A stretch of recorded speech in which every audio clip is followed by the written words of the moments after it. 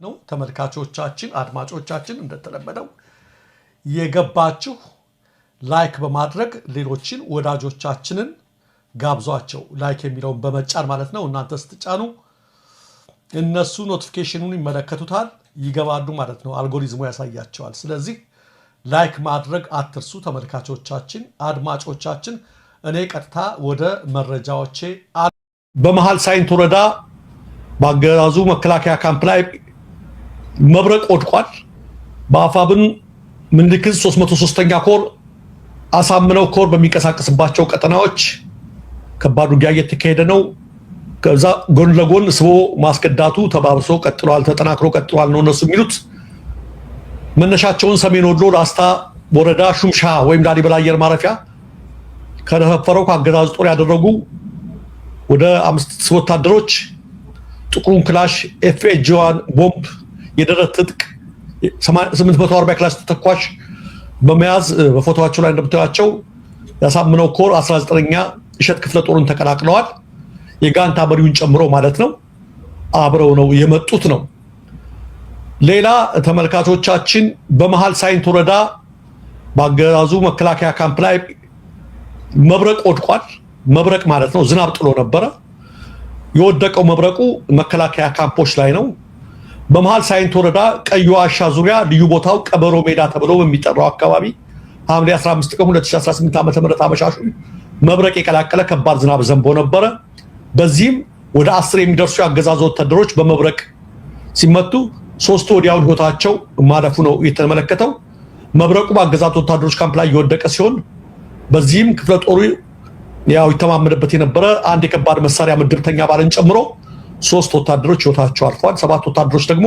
ከባድ ጉዳት ደርሶባቸው እስከ ትናንትናው ድረስ ራሳቸውን አልነቁም እንደሳቱ ናቸው የሚል መረጃዎች ደርሰዋል ሌላው በአማራ ክልል በጎጃም ያለው አውደ ውጊያ ተመልካቾቻችን በጣም ተባብሶ ነው የቀጠለው በተለይ በኮርክ በጁቤ በዋሸራ ባጎራባች ወረዳዎች ከባድ አውደ ውጊያ እየተካሄደ ነው የሚገኘው 10ኛ ቀን እያለፈ ነው በዚህ ውጊያ በሸዋ የተለያዩ ግንባሮች በወሎ በተለይ በወሎና በዚህ በጎጃም ውጊያ እነሱ የሚጠቅሱት ቁጥር ተውና በርካታ መከላከያዎች ናቸው ህይወታቸው ያለበው አንዳንድ ወገኖች ከፈለጋችሁ እናንተ ማየት ከፈለጋችሁ መረብ ሚዲያ የተባለው ቴሌግራም ገጽ ላይ ብትመለከቱ በጣም ዘግናኝ የሆኑ ምስሎች ናቸው መከላከያው በጣም አልቋል ተለጥፈዋል ቴሌግራም ገጽ ላይ እኛ ግን እዚህ ልናሳያቸው አልፈለግንም በዚህ የተበሳጨው አገዛዝ በአዲስ ቅዳም በፋክታ በፍኖተ ሰላም በደንበጫ በደብረ ማርቆስና በሞጣ እንዲሁም በሌሎች አካባቢዎች ያለማቋረጥ ለሶስተኛ ቀን ከባድ የመድፍና የሞርተር ድብደባ ወደ ተቋማት ልክ ሰሞኑን እንዳያችሁት ቤተክርስቲያን ምናምን እንደሚባለው ወደ ንጹሃን መኖሪያዎች ላይ እየፈጸመ ይገኛል ብስጭት እንዳለ ሁሉ ለነዴት ሲኖር ድሮን ይጣላል እንደምላችሁ ከባድ መሳሪያ ያደረገ ነው እነ መሐመድ ተሰማ እንቆጣጣረዋለን እንገባለን ብለው ነበር መሐመድ ተሰማ ጎጃምን ይሄ መብረቁ ነው ሲፎክሩ እንደነበር አይታችኋል ሰሞኑንም እንደ አዲስ ፉከራ ተደርጎ ነበር የቀይ ባህር ፉከራ አይታችኋል ቀይ ባህርን ሊያመጡ የነበሩት 10ኛ ቀናቸው ጎጃም ፈረስ ቤት መግባት አቅቷቸው ጮቄ መግባት አቅቷቸው ሰራዊታቸውን ገብረዋል የቀይ ባህር ፎካሪዎቹ ማለት ነው እስኪ መሐመድ ተሰማ አምጪልን እስኪ ፎቶ መሐመድ ተሰማ ራምቦ መስሏልና አክተር ነው የመሰለው ጀነራሉ ላክልኝ ኦኬ አላኩልሽም መሰለኝ እና ከዛ ሆኖ ካሁን በፊት አይታችሁት እንደው በኤአይ የተሰራ ፎቶ ተልኮ ጮቄ ገባን የሚል ነገር ነበር የተመለከተው አሁን ደግሞ በዚህ አካባቢ ፈረስ ቤት ምን አካባቢ ያለው ነገር ሲያስቸግረው ደግሞ ሌላ ፎቶ ለኢቲቪ ልኮ ኢቲቪ እያሳየው ነው የሚገኘው ፎቶግራፉን መሐመድ ተሰማን ማለት ነው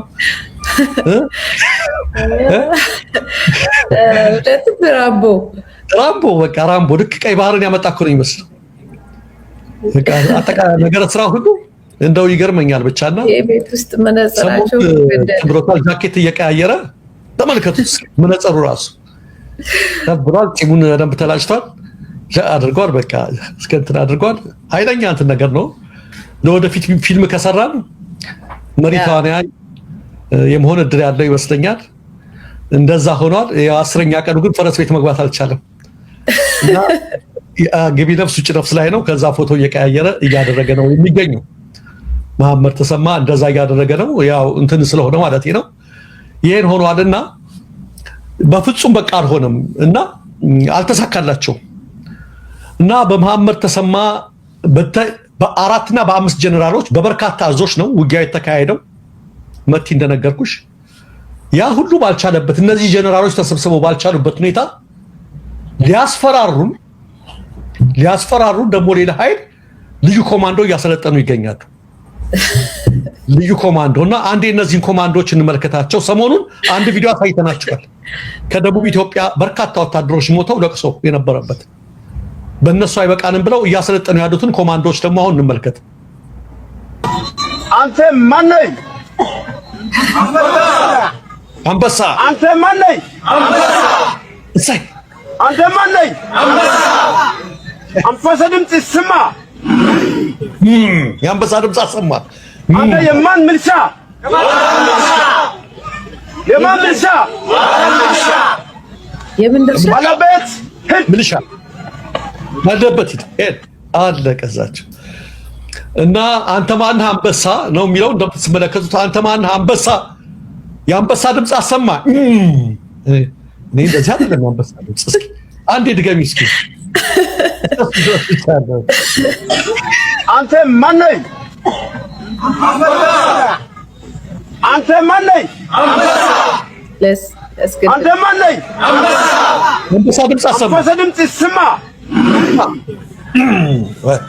ትናንትና ዕለት በኢትዮጵያ ኦርቶዶክስ ተዋሕዶ ቤተክርስቲያን በሃዲያና ስልጤ ሀገረ ስብከት በአመካ ወረዳ በበታራ ሀውንባያ ቀበሌ ልዩ ስሙ ታችኛው በታራ በሚገኘው በሰማዕቱ ቅዱስ እስጢፋኖስ ስም በታነጸው መቃኞ ቤተክርስቲያንና በምዕመናን ላይ በጣም አሳፋሪ ጥቃት ተፈጽሟል።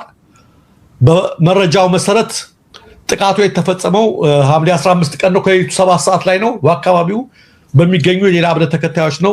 መጥራት ስላልፈለግን ነው። 6 ኦርቶዶክሳውያን ከፍተኛ የአካል ድብደባ ተፈጽሞባቸዋል። በቦታ የነበሩ ሰዎች የመሳሪያ ድምፅ ሰምተዋል። የመቃኞ ቤተክርስቲያን ህንፃው ሙሉ በሙሉ ፈርሷል። የሃዲያና ስልጤ ሀገረ ስብከት ጽሕፈት ቤት ድርጊቱን ያወገዘ ሲሆን ጥቃቱን የፈጸሙ አካላት ለህግ ይቅረቡልን የሚል ለመንግስት ጥሪ አቅርቧል። ነገር ግን ማን እንደሚያቀርብ አናውቅም። አጠቃላይ በፈረሰው ምትክ ደግሞ ሌላ የተገልግሎ እንዲጀምርና ጉዳት የደረሰባቸው ወገኖች የሕክምና ካሳ እንዲያገኙ ነው ጥያቄ እየቀረበ ያለው። እንደምትመለከቷቸው ተደብድበዋል። ብዙ ነገር ሆኗል። ይሄ ያስቆጣቸው የአካባቢው ወጣቶች ሰልፍ ወጥተዋል። በትናንትናው ዕለት ፍትህ ለኦርቶዶክሳውያን በማለት እንደሚከተለው ሰልፍ ወጥተዋል። በሰማይ ነው ተዋህዶ ከምትነካ የእናንተ አንገታችን ይቆረጥ። ምክንያቱም እኛ የሰማዕቷ ቅድስት አርሴማ ልጆች የቅዱስ ጴጥሮስ ልጆች የቅዱስ ጊዮርጊስ ልጆች ነን።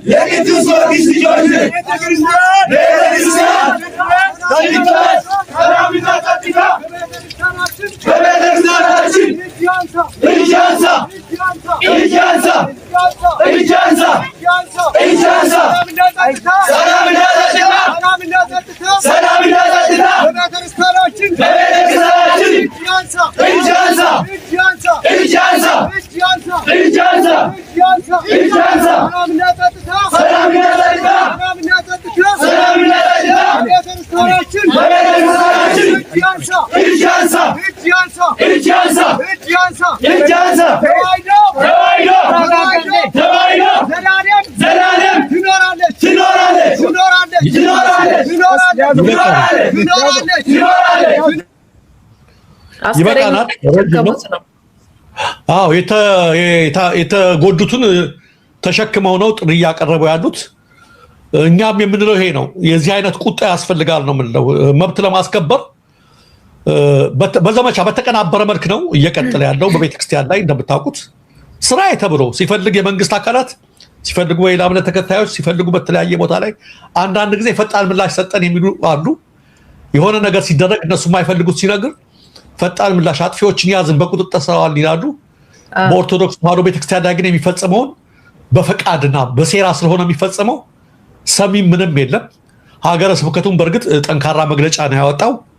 አጠቃላይ የቤተክርስቲያን ላይ እየተፈጸመ ያለውን ነገር ለመከላከል እንደነዚህ ወጣቶች መንግስት ሰላም ጸጥታ ከተዋህዶ ከቤተክርስቲያናችን ላይ እጁን ያንሳ የሚል ነገር ያስፈልጋል። እጁን ያንሳ የሚል ነገር በአንድ ከተማ ብቻ አይደለም፣ በሁሉም ቦታዎች ላይ ይሄ ድምጽ መሰማት አለበት።